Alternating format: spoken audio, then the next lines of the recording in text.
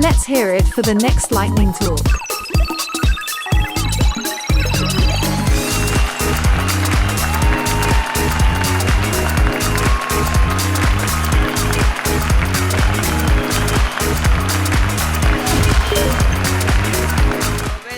To be honest, it's a pleasure to talk after such brilliant speakers coming all the way from Globe. So thank you, UX India, for this opportunity.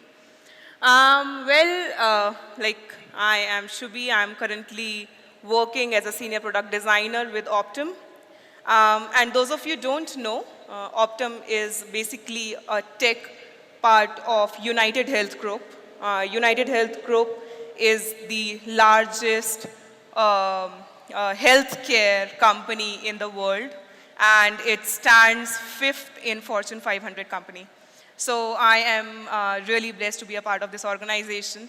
So my topic is busting myths of usability testing. I've been seeing that we have so many talks on UX. We have so many talks on the design, on AI, but I think usability testing has not been touched yet. So let's explore this. So talking about usability testing, in my current company, we have been doing usability testing from quite some time, like now from last 1 year. And I am a part of research, I'm a part of design, and I am also a part of the, I am actually designing the Massachusetts Health Connector application. The user base of this is around 350,000 users, and we are designing a health insurance application, which is already there in the market, but we are trying to redesign it. We have to revamp it for the users who are based out of Massachusetts. This is my LinkedIn. Please feel free to connect with me on LinkedIn. I post articles. I post a lot of knowledgeable articles about UX, about design, about UI, usability testing, research, about my experiences at WIT. So it would be lovely to connect with you all. Okay, so moving forward,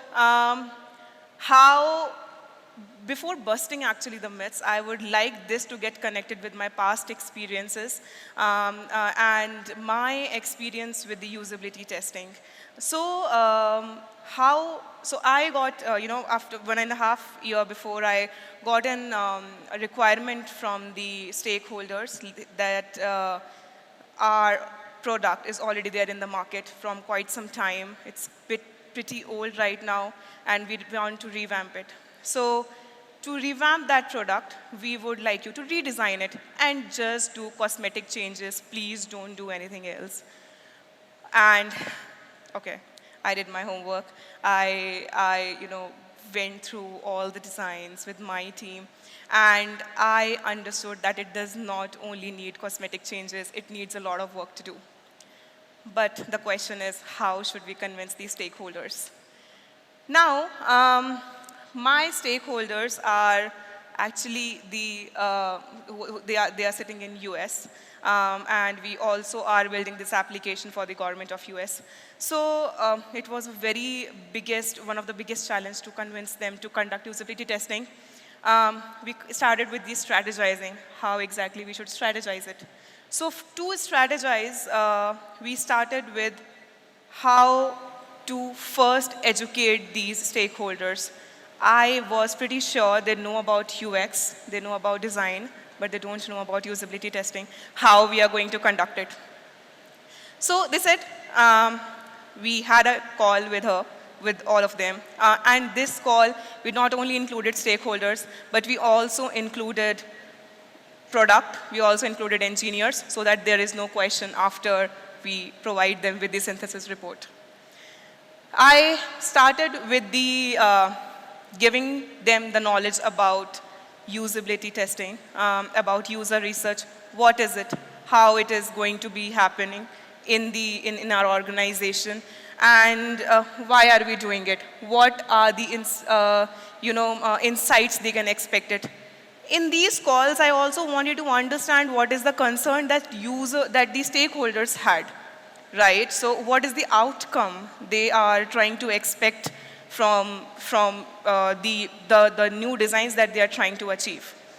Related to their concern, I started giving them the research reports. I started giving them the pointers, and they had a lot of concerns after that as well. They said, okay, Shubhi, maybe we can do this, but first clarify our doubts. So those calls that I had with them, I have all actually broken down in the myths, because those were just myths, and I am going to bust it today.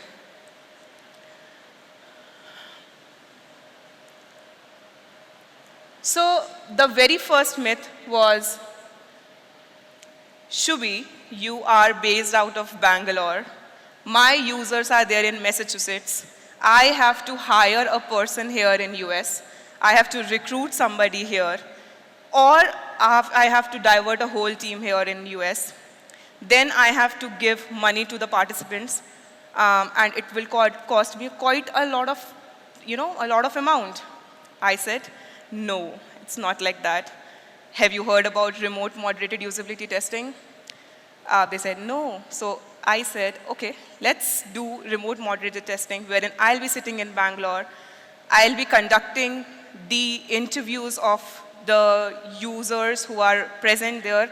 And just to give you a background, these users are anybody who is a resident of Massachusetts. So any person who buys insurance from us are actually our users. So they are aged from maybe, I think, 18, 20 years till 70 years of age group. So I said, see, hey, you don't need a huge budget, but of course I can't pay the individuals. You have to pay them by yourself. But I can save you the cost of new resource. I'll be taking usability testing from here itself, according to their time, of course, so US is like exact 12 hours ahead of us. So you have to, I'll be fully responsible for conducting the usability testing, just have to take care of the participants. They were very happy with it. Then the second, so the second concern came up.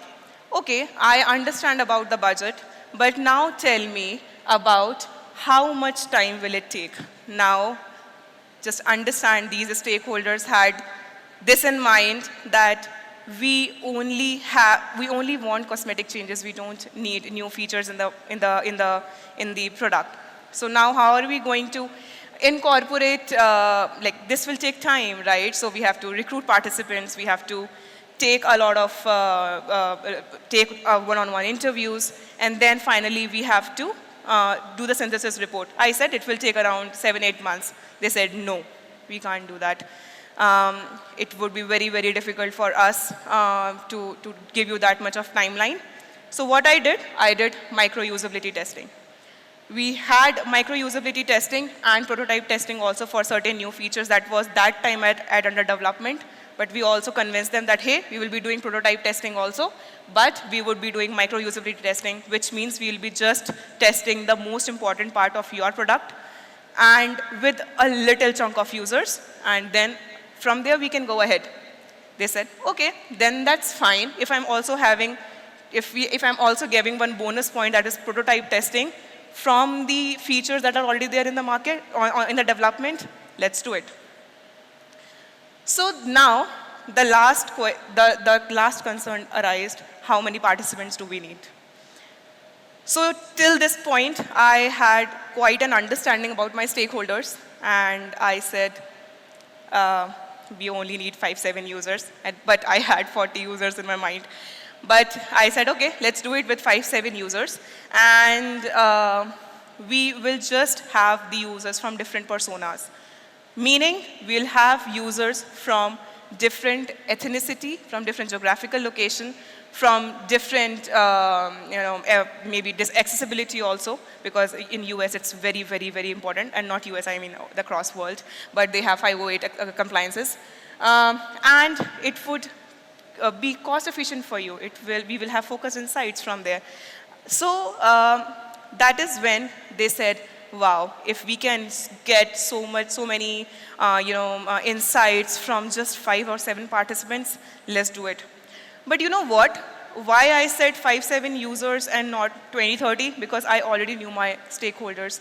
I knew that they will be very, very concerned if I said, and the budget will also be quite high. Now, the point is here that you have to, how do you convince your stakeholders? And it's not impossible to convince your stakeholders, right? So that is the fourth myth, that you don't have to convince your stakeholders.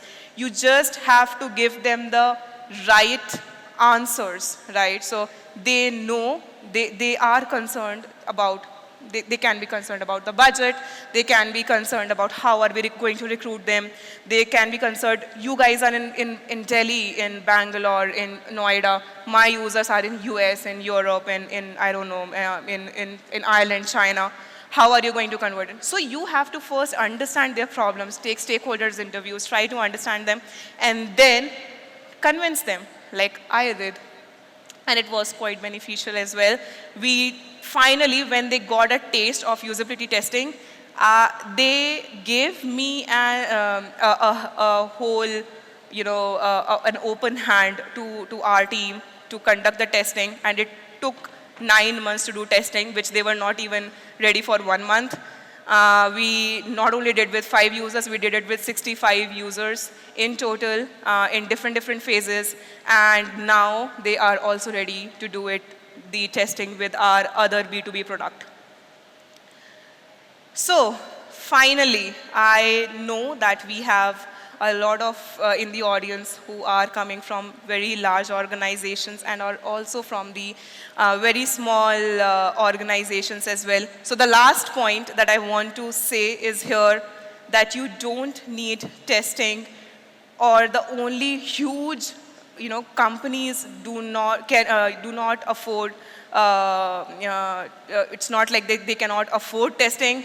Everybody can afford it. You just have to hire the right number of participants, do it iteratively, do it incremental testing, and choose the major part of your product and start with the testing. Once your stakeholders had that taste of testing, I think you will have a long way to go. Thank you so much.